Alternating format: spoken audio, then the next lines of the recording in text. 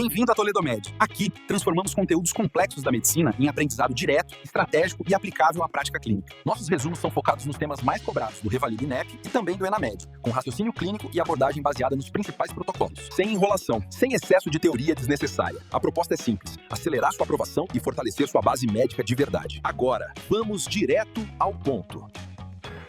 Hoje, na revisão estratégica da Toledomed, a gente vai dissecar aquele assunto que, olha, mais derruba candidato desatento por aí. Esquece aquela decoreba vazia, tá? O que a gente vai construir aqui hoje é raciocínio clínico de elite, aquela base inabalável que separa quem só vai lá tentar a sorte de quem realmente domina um Revalida.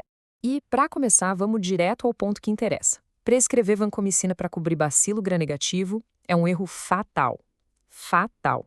Pode até parecer básico, né? Mas vai por mim. No calor da prova, com aquela pressão absurda, muito colega bom cai nessa exata armadilha. E a gente vai entender o porquê disso, mas com precisão científica. Você precisa entender que a banca examinadora ela não é criativa, ela é previsível. Eles adoram jogar umas iscas clássicas.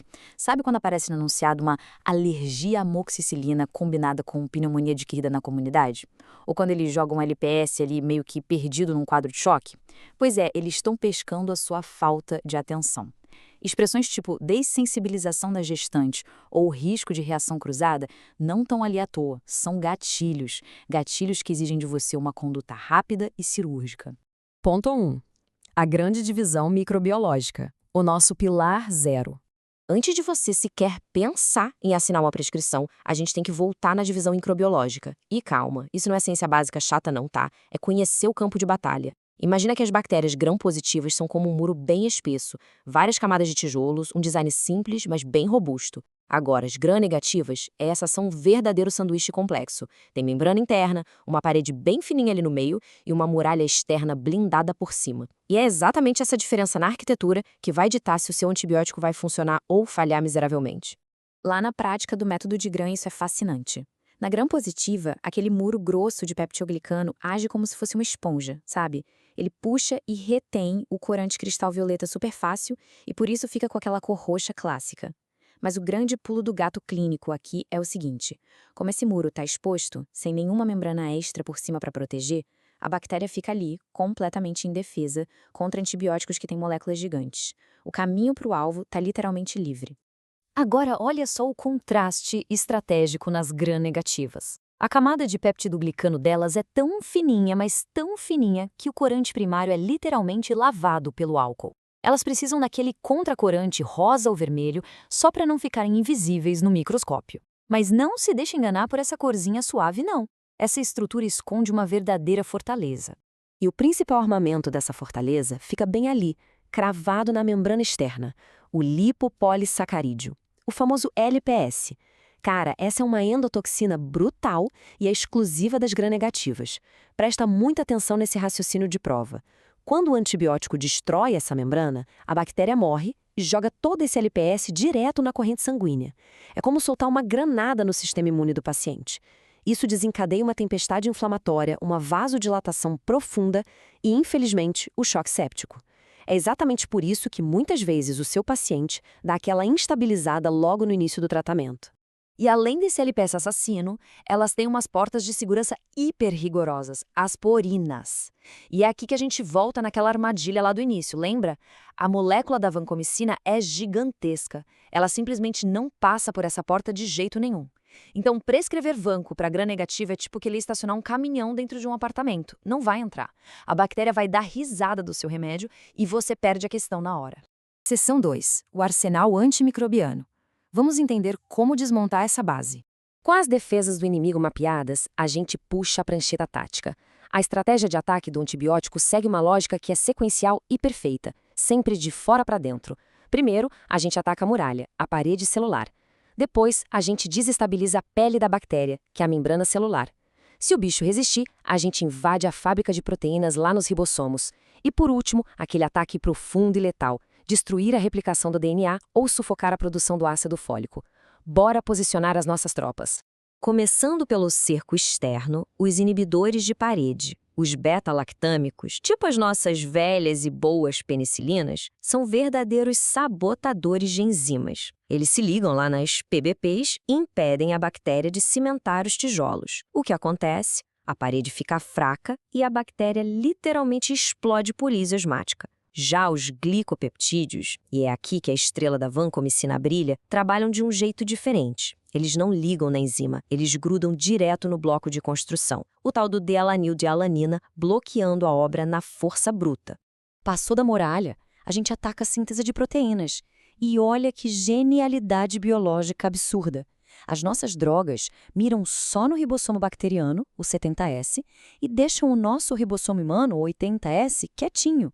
Lá na subunidade 30S, os aminoglicosídeos fazem um estrago na leitura do RNA, criando proteínas tóxicas, enquanto as tetraciclinas dão só um pause no processo.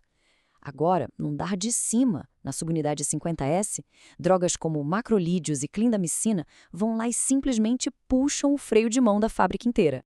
E para o golpe de misericórdia lá no núcleo da célula, a gente solta artilharia pesada. Quinolonas inibem aquela máquina que enrola e desenrola o DNA. O metrindazol entra nas bactérias anaeróbicas e, bum, explode feito uma granada de radicais livres, estilhaçando o DNA inteiro. E a jogada de mestre do sulfametoxazol com a trimetroprima? Sensacional. Eles bloqueiam sequencialmente 2 passos da via do ácido fólico. O que sozinho seria fraco, junto vira uma máquina bactericida simplesmente implacável. Tópico 3. Pegadinhas e efeitos adversos. Aquilo que a banca ama. A base farmacológica é muito bonita no papel, mas olha, o examinador não tá nem aí pra beleza. Ele quer saber se você vai matar o paciente. Eles vão jogar um caso de um cara jovem, triatleta, com uma infecção urinária chata que do nada rompe o tendão de Aquiles. Qual foi o seu erro? Prescreveu quinolona sem orientar. Ou vão colocar uma criança com os dentes todos manchados de cinza porque alguém passou tetraciclina na idade errada. E se aquele paciente tomando metronidazol resolver tomar um vinhozinho no jantar? Meu amigo, ele vai parar no pronto-socorro com um efeito anti-abuse violentíssimo. São esses detalhes, essas entrelinhas que separam os amadores da elite. Vamos para o item 4. Condutas na alergia medicamentosa. Raciocínio rápido aqui.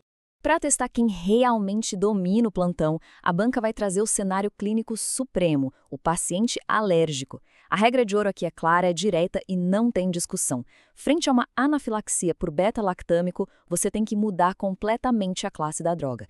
O paciente teve edema de glote, urticária severa, então esquece qualquer coisa que termine com ilina ou comece com cefa. A gente abandona a parede celular de vez e muta o ataque direto para os inibidores de proteína ou de DNA. E fazer essa manobra na prática é muito elegante. Olha só, faringite estreptocócica. A primeira linha é penicilina, certo? Mas se tem histórico de anafilaxia, a gente muda a rota para os macrolídeos. Numa pneumonia comunitária ambulatorial, a gente sai daquele combo de amoxicilina e vai para uma monoterapia porrada com quinolona respiratória, que já cobre o pneumococo e aqueles atípicos chatos.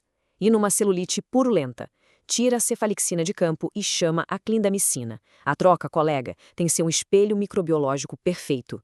E aí a gente chega no protocolo da sífilis. O nosso velho treponema pallidum, todo mundo sabe que o tiro certeiro é a lendária benzetacil, a penicilina G-benzatina. Se o paciente é alérgico, o manual manda trocar pela doxiciclina. Raciocínio fácil, linear, né? Sim, para a população em geral. Mas adivinha, não é isso que eles vão cobrar na sua prova. A banca vai colocar na sua frente uma gestante. E é aqui que a armadilha fecha de vez. A doxiciclina é uma tetraciclina, ou seja, é absolutamente teratogênica. Vai causar um estrago ósseo irreversível no feto. E aí, qual é a conduta? Partir para um terceiro antibiótico mais fraco? Jamais. Para gestante com sífilis e alergia grave à penicilina, o padrão ouro, inegociável em qualquer gabarito, é internar para dessensibilização à penicilina. Ponto. Essa é a regra de ouro que não só salva a vida do bebê, como carimba sua aprovação. Ponto 5. O dilema das cefalosporinas e o fantasma da reação cruzada. E para amarrar essa nossa revisão com chave de ouro, a gente precisa acabar com esse fantasma da reação cruzada entre os beta-lactâmicos.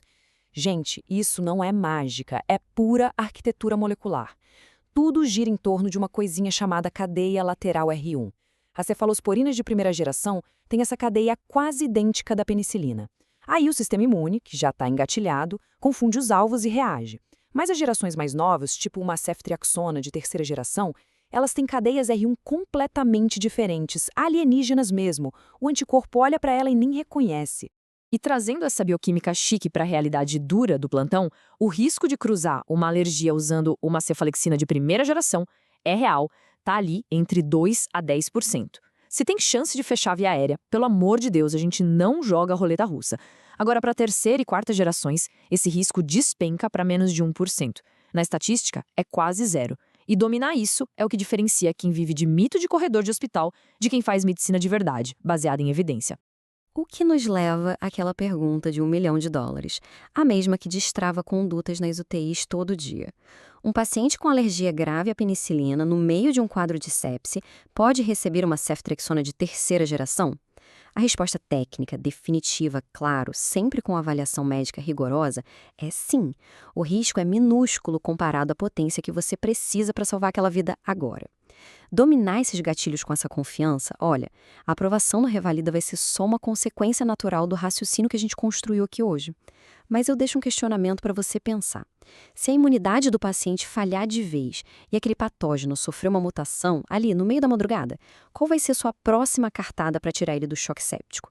Que o seu plantão siga inabalável. Um abraço e até a próxima revisão estratégica. Se esse resumo te ajudou, já segue a Toledomed no Instagram ou Google Toledomed Score. Lá você encontra conteúdos diários e estratégias para o Revalida INEP e Enamed. Também conheça o nosso curso extensivo. As músicas, materiais complementares e todos os links citados estão aqui na descrição do vídeo. E claro, não esquece de deixar o like e aquele comentário maroto para fortalecer a comunidade médica que mais cresce no Brasil. Nos vemos na próxima aula.